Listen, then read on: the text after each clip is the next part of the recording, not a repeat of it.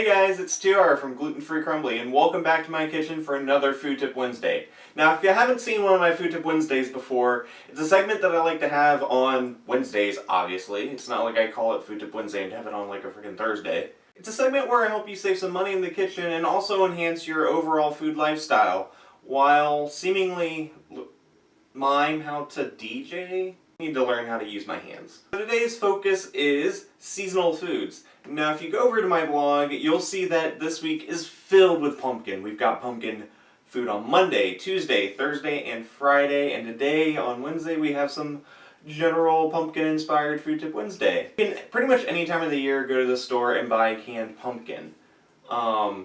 Most of the time it will be actual pumpkins. Sometimes if it's a little bit cheaper it'll actually be a different type of squash and it's just kind of labeled as pumpkin.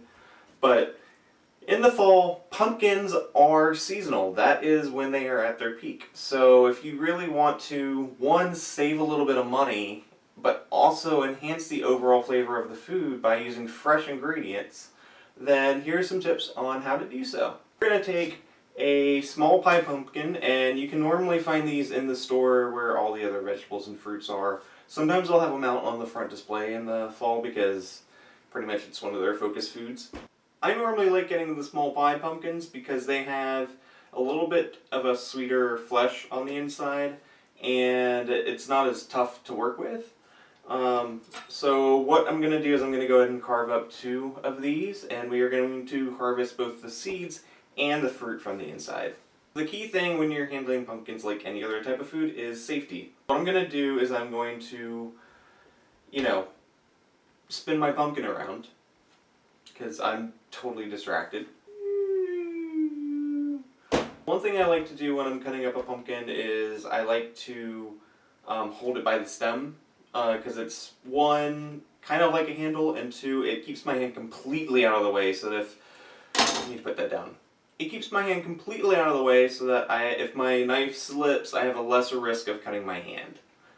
So in order to help stabilize it a bit, I'm going to take one end of the pumpkin and then slice it into a flat surface.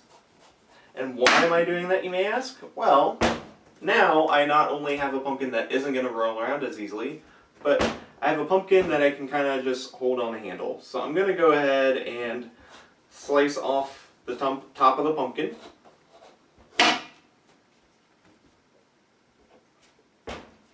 And what I want to harvest out of this is the seeds and the flesh. So we're just going to kind of cut it in half pretty easily. And open it up. So now that we've cut up our pumpkin into halves, we're going to go ahead and gut all of the seeds out of the middle, which is a really gross and very Halloween-inspired experience because I feel like I am digging around in gross guts. I've gutted the insides of my pumpkins to where they no longer have the seeds or the really stringy flesh. And I have my oven at a 350-degree temperature. So we're going to go ahead and take our pumpkins and put them the hard side out on top. And we're going to go ahead and just put these in the oven for about 30 minutes in a 350-degree oven. You want to let the pumpkins rest for probably about 10 minutes so that they're not too hot to handle. And then you'll go ahead and just put them in a blender, and there you have some fresh pumpkin puree. That's it for Food Tip Wednesday. I hope you guys enjoyed it. Go over to my blog for all of the fun pumpkin recipes from this week. And if you like this video, go ahead and like it. And leave comments below for what you'd like to see on one of the future Food Tip Wednesdays. And I'll see you guys later. Bye!